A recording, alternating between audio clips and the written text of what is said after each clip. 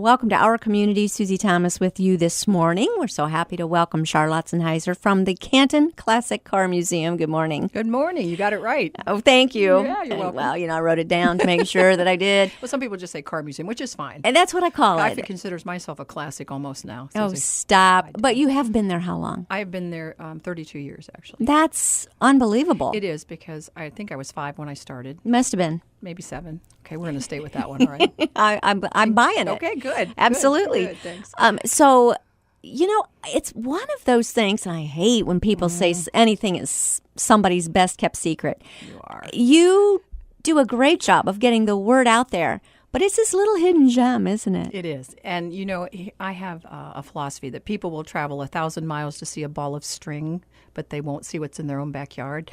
And I think it's a typical thing of anything. It's always going to be there. We have people come in from Canton that say, I've driven past this for all these years and never came in. And what will eventually bring them in sometimes is they have an out-of-town guest, and then they want to show off what's in their hometown. So I do understand that. But, yeah, we are a hidden gem. Not really hidden. We're pretty big. It's a large building. Exactly, yes. But it's just one of those things. And I think, to be honest with you, when the museum was named all those years ago, the connotation of car indicates that's all we have. So if you're not a car guy, you're going to say, I don't want to see a bunch of old cars. But we're so much more than a bunch of old cars. You are, but is there a guy who's not a car guy?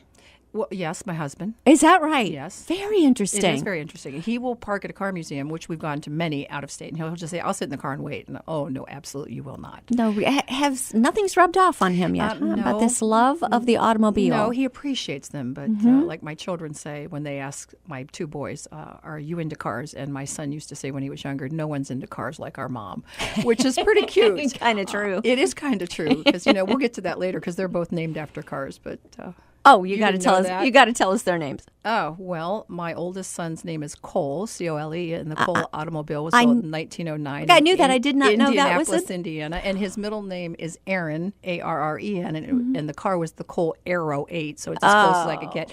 And my youngest son's name is Chase, and the Chase automobile was built in 1907 in Syracuse, New York, and his middle name is Emerson, which is also an automobile. Oh, yeah, now that I knew. So my husband had no clue when we named the kids. He didn't know they were. No, it wasn't. He just thought they were getting preppy names, actually, Cole and Chase. Yeah, really cool names, but it wasn't Yeah. until my father was still alive when my oldest was born, Cole, and he actually told my husband that he remembers when he was a child seeing the fastest car he'd ever seen in Gainesville, Georgia, and do you want to know the name of that car? And my husband, of course, was like oblivious, didn't care. And my dad said the name of that car was a Cole, and my husband went, what? And then 4 years later, I neglected to tell my husband that the Chase was a car. You just forgot to mention that. He does know cars, and so when I wanted to name my oldest son Cord, which is my favorite domestic car built in Auburn, Indiana, my husband politely said, if we name him Cord, they may call him umbilical or extension. And nothing against any Cords out there, because I still love the name, but that's what his theory was. So. Oh, cool. And of course, names. he knew that was a car, so that wasn't going to happen. But, Well, it's cool perfect. names. Perfect. Yeah, it that works. that they would belong to you. Yes, It it works absolutely. So, what do we find in the museum? Well, I think before we get started with that, I need to give you the history of the Please. museum because Let's back up. It's magnificent. I mean, you look at this big 22,000 square foot building on the corner of Market Avenue and 6th Street Southwest and think, wow, big old building. But what's really significant, a man named George Monnet and another gentleman named Joseph Sonker actually had a bicycle business 2 blocks north of me, which was right next door to Ida Saxton McKinley's girlhood home. And bicycles, primary means of transportation. George built this building that I'm in. It was the largest brick, concrete, and steel building in Canton. Pretty big to build bicycles. Well, he actually had motorcycles, and then he started charging people rent to store their cars that they couldn't drive if they were open-air touring cars in Canton. So he charged money, made money. Well, about 1912, rumors started flying around, and those rumors were from 2 men. A man named Carl Fisher, who was the founder of the Indianapolis Motor Speedway, another gentleman named Henry B. Joy, who was the president of the Packard Motor Car Company. And on a side note, the Packard was built in Ohio, in Warren, Ohio. Didn't know that. You didn't know that? That's another great museum. Little plug for them. Anyway, they had a vision, Susie, and that vision was to start the first coast-to-coast paved highway in the United States called the Lincoln Highway. Yes. It was going to start in downtown New York City, come down through the heart of Canton called Tuscarawas, and if you stay on that road, you'll end up in Lincoln Park, San Francisco. That road originally was 3,389 miles long. So George Monnet, sitting in the building that I'm in, where the Canton Classic Car Museum is, realized if that road really did happen, it was going to be 6 blocks north of his building, and they weren't going to be pedaling bicycles. They were going to be driving automobiles. So in 1914, George Monnet had the vision to turn the building that I'm in into a 24-hour-a-day service repair garage to service travelers on the Lincoln Highway. Brilliant. Brilliant. There's a book called How to Swim with the Sharks Without Getting Eaten Alive, and their main point is remember what business you are really in. If he would have thought, I'm in the bicycle business, he could have gotten eaten alive. But as he remembered, I'm in the transportation business, you're going to keep ahead and keep on with the trends. And on that same note, he was smart enough to realize that he not only could repair cars, but he could sell them. But he was also smart enough to realize he didn't want to use his working capital. So he wrote to Henry Ford and said, hey, Henry, want to sell those Model Ts, really can't afford them, but if you send me the parts, I'll assemble them. Wow. Henry, too, was a bright man, said, you know what? I get to make money and not pay employees, so I'll do that. Here you go. They assembled Model Ts on the second floor of my building, which the first part had burned in the 40s, but they assembled them there and then sold them in the front. In the front of my building was the showroom. Am I right in remembering that what is now the Saxton, is it the Saxton Gallery with all the photography? Correct. Didn't that used to be a car Cadillac showroom? Okay. Correct. Were these all Wilson. around at the same time? Oh, yeah, and they were all friends. In fact, we can segue down to 2nd Street and Cleveland Avenue was the Ralph Hay Hupp mobile dealership, which, of course, was where the contract to what is now known as the NFL was signed in September 20th, 1917. Yes. So he and George Monnet and all these men would dine at Bender's, and, they had a great camaraderie. So Of course they did. If There's walls so could much talk. fun history. You two want to step in that astounding. groove of Bender's and know all the footprints that have been there I would first. just like to hear those walls just talk one Absolutely. day. All those business plans and all those ideas and all those dreams in the early part of our century. Such a cool beginning, and then such a cool legacy. And you're celebrating a 40th anniversary now. We are. We're a privately owned collection, and the owners opened in the summer of '78 with just a bunch of old cars. So hence the name Canton Classic Car, because that's truly what we were. But what did they do? How'd they start up? With just, hey, I've got an old car that I like about to... 200. And okay. needed a place to put them. So, let's and then preservation, preserving parts of Canton that otherwise wouldn't be there. So the building was magnificent and well worth saving. It had been numerous businesses over the years since it was built.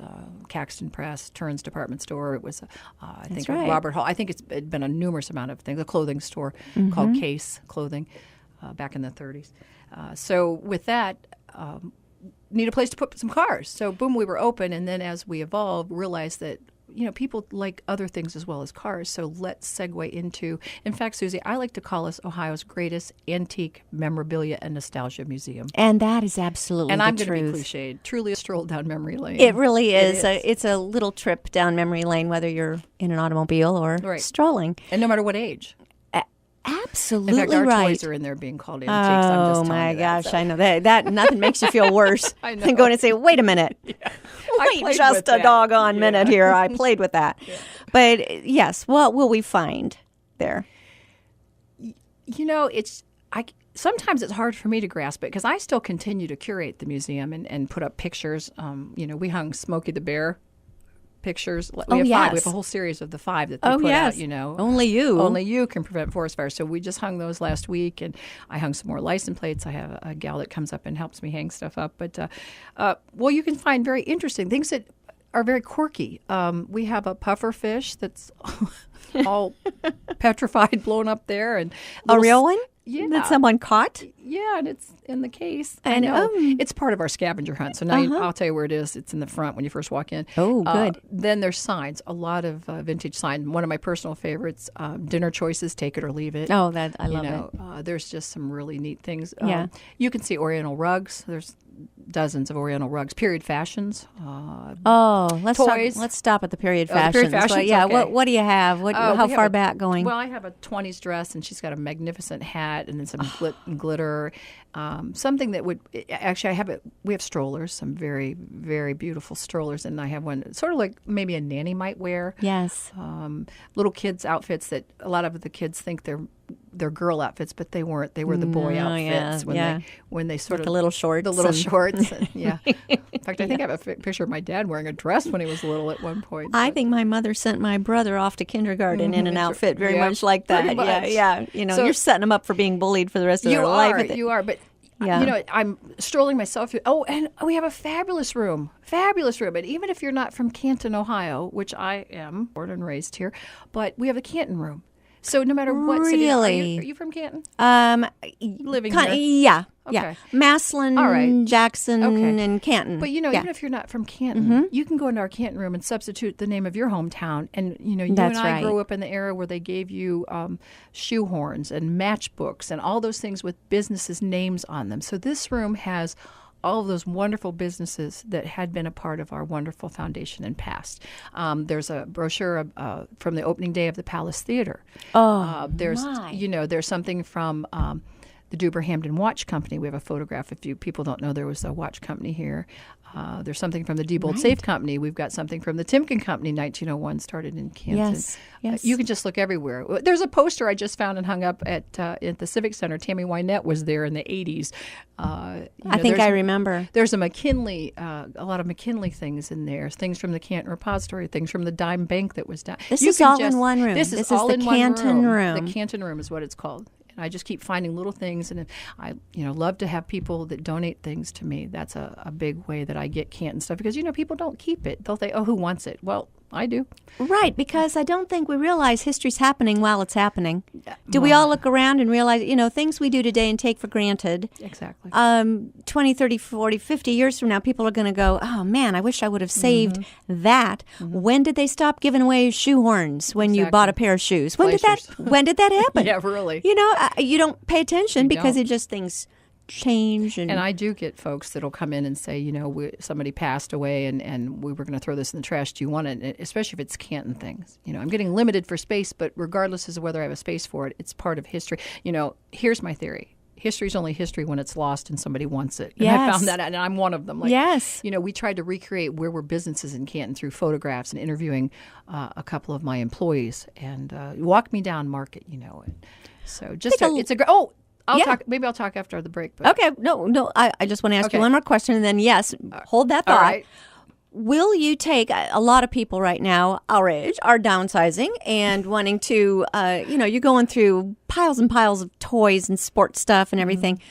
Can we bring them to the Canton Classic Car Museum? You can. I can't guarantee that I can put them out, and depending on the size, if you've never been to the Canton Classic Car Museum, we are wall-to-wall, floor-to-ceiling stuff. You are. It's amazing. I'm looking for little spaces to hang things. I do have storage rooms. And like I said, I would hate for it to be in the trash. I would much rather keep it in a box somewhere that someday, I may find some more space. So. Any particular era that you're interested in? No. Anything? But if it's Canton, Canton. I truly really love to put those pieces back together of these businesses. We were just astounding. Canton rather than Stark County?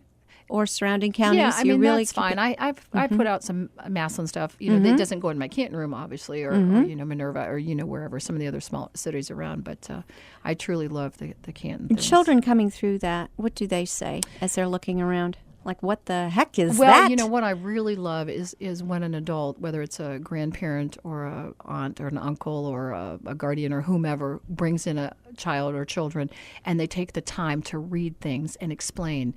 In fact, I put a roll of film in there a couple of years ago, and I had a young man looking like, "What is that?" And he was asking his grandpa, "What is that?" And, well, we used to have a camera. He's like, "What? You didn't get it instant? What? You had to what?" He didn't understand. You had to develop it. I mean, think about that. And wait for weeks. Right. So, I mean, that was my own personal film I had.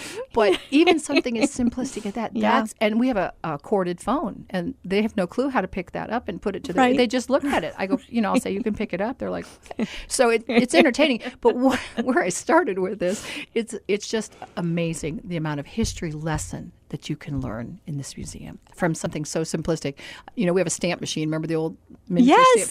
These people who were older gals and gentlemen were like, oh, we remember one of those. Yes. Somebody from our class stole, it was funny. Goodness. But those things these kids don't see, they don't know. So I love it when an adult of any age can remember something and share that history and share those things with the younger generation. Absolutely. I think that's essential. And museums are all about that. Not just this one. Not just, I say mine, not just the Canton Classic Car Museum, Susie. That's the beauty of museums, of learning and traveling through time. Yes. It's a time travel. It truly is, for yourself, and then to share it on with that next generation coming up after us, just to tell us what life used to be like, even in Mom's and Grandma's time. So much fun. We do need to take a short break. We'll be back with Charlotte Sennheiser from the Canton Classic Car Museum after these words. You're listening to Our Community.